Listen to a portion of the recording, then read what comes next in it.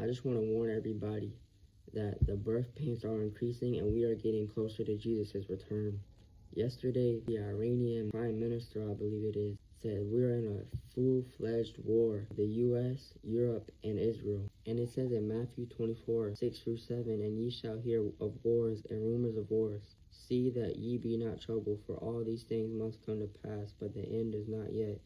For nation shall rise against nation, and kingdom against kingdom, and there shall be famines and pestilences and earthquakes in divers places. All these are beginning of sorrows. These things that we're going through, it's just the beginning. They're called birth pains. Jesus compares these things that are happening, he compares it to birth pains. And as the more of these prophecies get fulfilled, the closer we get to Jesus' return. And those birth pains, like I said, they're increasing.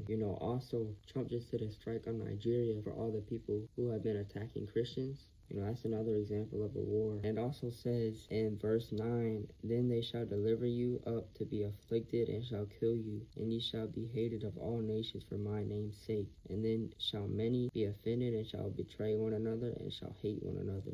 That's talking about Christian persecution, and you see Christian persecution has been rising a lot this year. It's rising in new places. What it means by you will be hated of all nations for my name's sake, that means eventually there's going to be a worldwide hate of Christians, where there's going to be Christian persecution everywhere you go. We're getting to that point very soon. It also says in verse 11 of Matthew 24, many false prophets will arise and will deceive many. So we also need to be watching for these false prophets that are going to look like preachers, look like Christians, but they're going to be preaching a false message and twisting the word of God to lead us into sin and lead us into hell.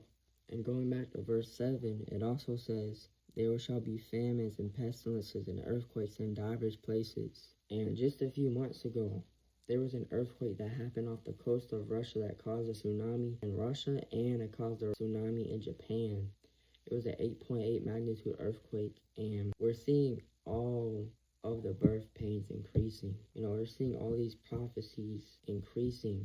That means we're getting closer and closer to Jesus' return. The only thing after this says, the gospel of the kingdom shall be preached in all the world for a witness unto all nations, then shall the end come. So all we're waiting for now is just the gospel to be preached to all nations, worldwide Christian persecution, the falling away, the Antichrist being revealed, and then the end's going to be here. Not much Bible prophecy has to be fulfilled for Jesus to come back. And we're reaching that point where it's about to be fulfilled, where the gospel is about to be preached to all nations, where the Antichrist, the falling away, is about to happen. So we need to be prepared. We need to pray that we will be accounted worthy to escape these things that shall come to pass and to stand before the Son of Man. It says, nobody knows the day or hour, but only the Father. Not even the angels know.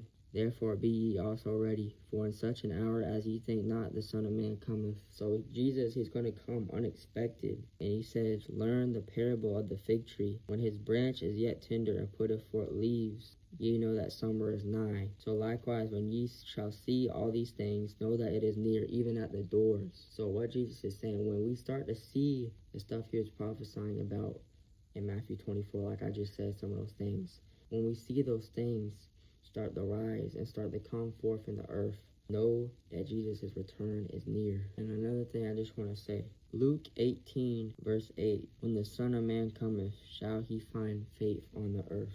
As we're approaching the last days, as we're approaching the end, we need to have faith in God. We need to be at Jesus' feet always. We need to have faith in him with our prayers, with our life, with our finances, with everything. Because when Jesus comes back, he's going to be looking for faith. And he's asking us, when he comes back, will he find faith? And that answer needs to be yes. We all need to be faithful when Jesus comes back. We all need to be obedient when he comes back. We need to be obedient right now. So when he comes back, he'll find obedience. He'll find faith.